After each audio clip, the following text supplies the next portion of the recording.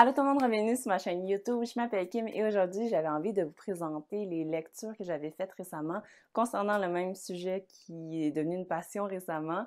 C'est bien sûr l'énéagramme qui se trouve à être un type de personnalité très ancien qui regroupe les gens en 9 types. Il s'intéresse vraiment aux motivations, donc c'est pas à propos du comment, mais plutôt du pourquoi. J'étais très curieuse d'en apprendre un peu plus sur l'énéagramme puisque pour moi, ça revenait à en apprendre un peu plus sur moi-même. C'est pourquoi j'ai fait 5 belles lectures que j'aimerais vous partager. Donc un peu ce que j'ai appris, mais également vers lequel vous devriez vous guider si jamais vous voulez apprendre plus ci, moins ça. Donc je vous ai fait un beau tableau comparatif pour vous aiguiller encore plus. Puisque j'ai donné un mini peu de théorie, c'est sûr que ce serait peut-être plus intéressant pour vous si vous connaissiez déjà votre type avant de regarder la vidéo qui suit. Donc, je vais vous laisser le lien du test gratuit à aller faire avant. Mais sinon, sachez que le test, c'est vraiment une aide pour trouver votre type, mais juste en lisant les descriptions, vous devriez être en mesure de savoir vers lequel vous tendez plus, puisque le résultat peut dépendre de votre interprétation des questions. Donc, sans plus tarder, on y va! Le premier livre que j'ai lu à ce sujet, c'était Enneagram, tout simplement, par Liz Carver et Josh Green. Alors, comme première introduction à c'était quoi l'Ennéagramme, c'était un super bon livre puisqu'il était très coloré, très invitant. Il y avait au moins 16 pages par type, donc ça couvrait vraiment tout ce qui était la théorie de l'Ennéagramme, mais de façon très accessible. Il était question vraiment en profondeur de c'était quoi les motivations de chaque type, leur part d'ombre, c'était quoi leurs signaux d'alarme, c'était quoi leur connexion manquée, etc. Et à la fin, c'était super intéressant parce qu'il y avait des recommandations sur comment utiliser l'énéagramme. Donc, ça disait, par exemple, de ne pas utiliser son type comme excuse pour excuser un mauvais comportement. Par exemple, un type 9 qui dirait « Oh non, j'ai procrastiné, tu me connais, je suis un type 9. » Non, ça sert vraiment l'énéagramme à se connaître puis à essayer d'être une meilleure version de soi-même.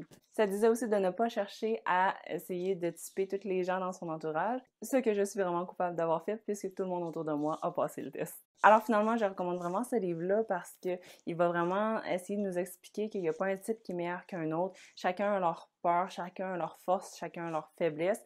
Puis on essaye vraiment de combattre c'est quoi les mensonges que chaque type se raconte. Le deuxième livre, c'est The Enneagram and You par Gina Gomez. Donc, celui-là commence avec un test, donc ça peut être pratique si jamais vous n'avez pas fait celui en ligne ou si vous voulez confirmer qu'un type en ligne vous a donné le bon résultat. Alors, celui-là va vraiment se concentrer sur comprendre son propre type, mais savoir aussi comment il interagit avec les autres autour de soi. Donc, c'est vraiment dans une optique d'améliorer ses relations à la maison, au travail et en couple. Le texte est souvent fait sous forme de bullet points, donc d'énumération, ce qui fait en sorte que ça se lit très rapidement et très facilement. Donc, j'ai vraiment beaucoup souligné. L'information était super utile. Ce qui était vraiment spécifique à ce livre-ci, je pense, et que j'ai beaucoup apprécié, c'était qu'on ne skippait pas son propre type.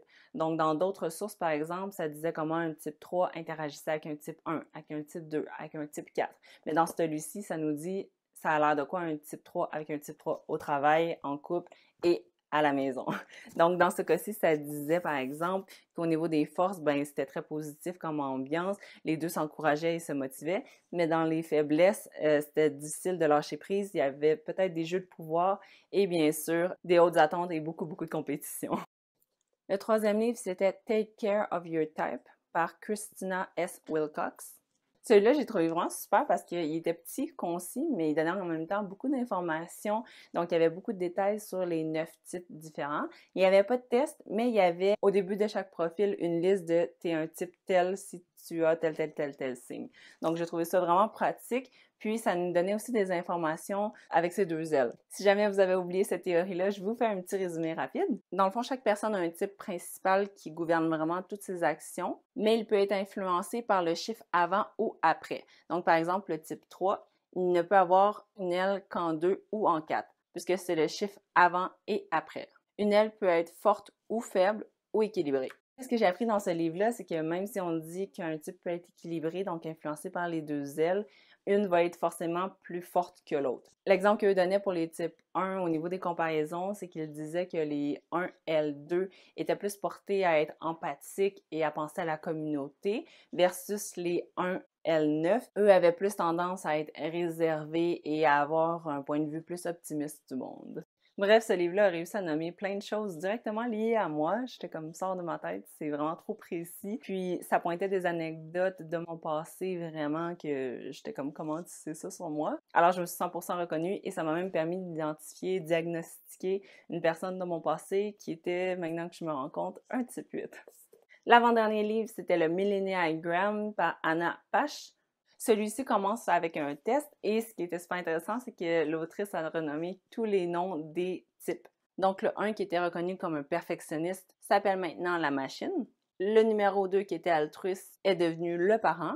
Le 3 qui était le battant s'appelle maintenant le gagnant. On reconnaissait les 4 comme étant des romantiques. Maintenant on peut les renommer l'artiste torturé. Les 5 qui étaient observateurs sont maintenant des détectives. Le 6 passe du loyal à l'oracle. L'épicurien est renommé le party. Le protecteur a été changé pour le dragon. Et le médiateur s'appelle maintenant le discret.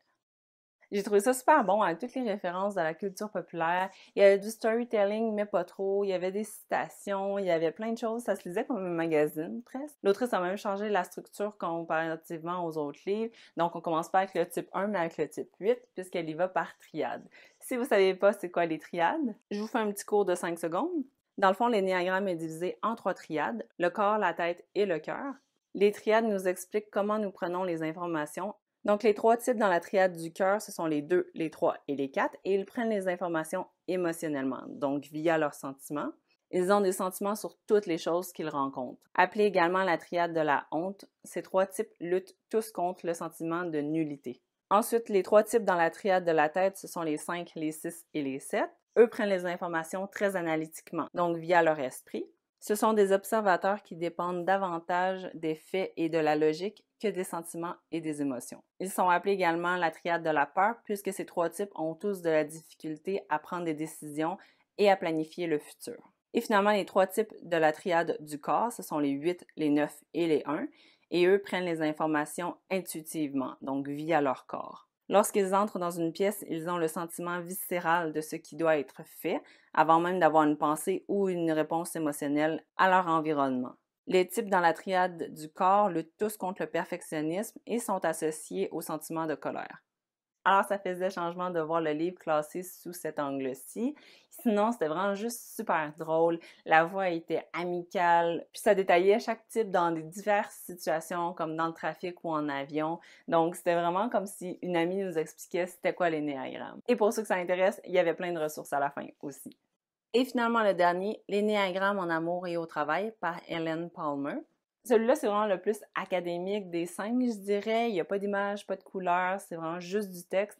Il y a environ 22 pages par type, donc ça ratisse vraiment large. Il va être question de leur vision du monde, de leur cheminement, de leurs préoccupations et bien sûr, comme ça dit dans le titre, leur vie affective et professionnelle. J'étais vraiment contente de lire à la fin puisque ça complétait vraiment les informations que j'avais apprises précédemment.